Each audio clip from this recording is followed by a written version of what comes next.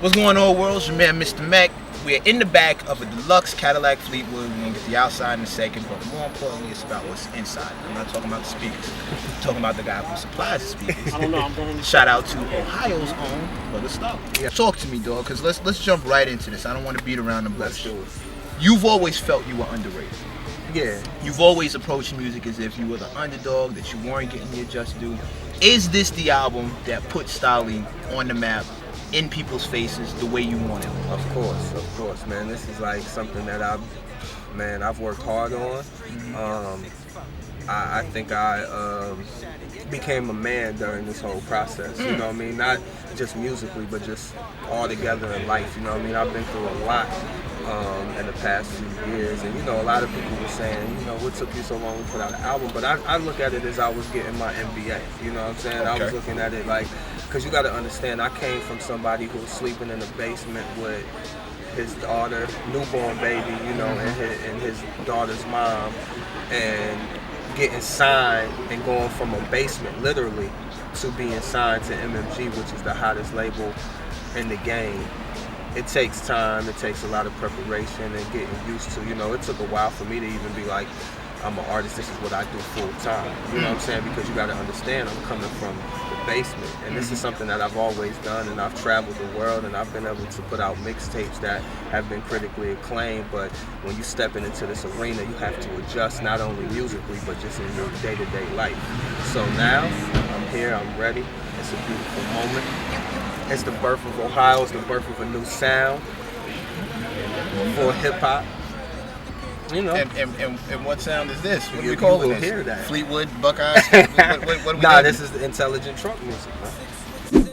For those who haven't been to Ohio, tell us what you're looking forward to. Yeah, if you haven't been to Ohio, I'm not even gonna say Ohio. If you haven't been to the Midwest, okay, this is gonna take you there.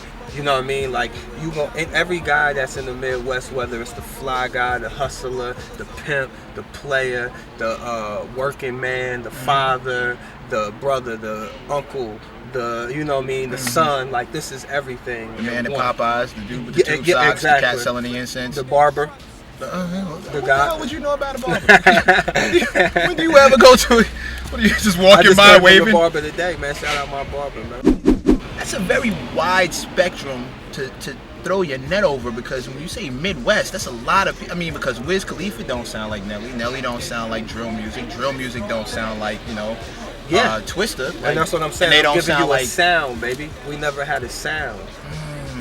This is the Midwest sound. This is that true Midwest sound, and there's no diss to any of them or shot, because what they doing is definitely the Midwest and where they're from. But this is really the Midwest sound. When you think of the Midwest, you think of funk, you think of soul, you think of, know what I mean? Like, because we had the Bootsy Collins, we've had, the Isley Brothers, the Ohio Players, the OJs, Fazzo, you had Heatwave, you know what I mean? So this is all from Ohio.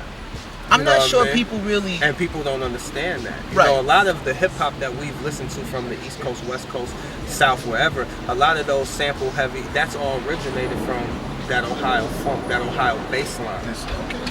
Okay. Are you ready?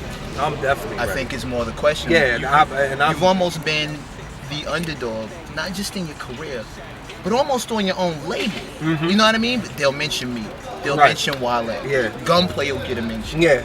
But like when it comes to Stalley, it's like, oh yeah, him too. Right. And nobody, and I'm not even saying that to insult you, dog. But like, I know you've seen it because you've spoken on it before.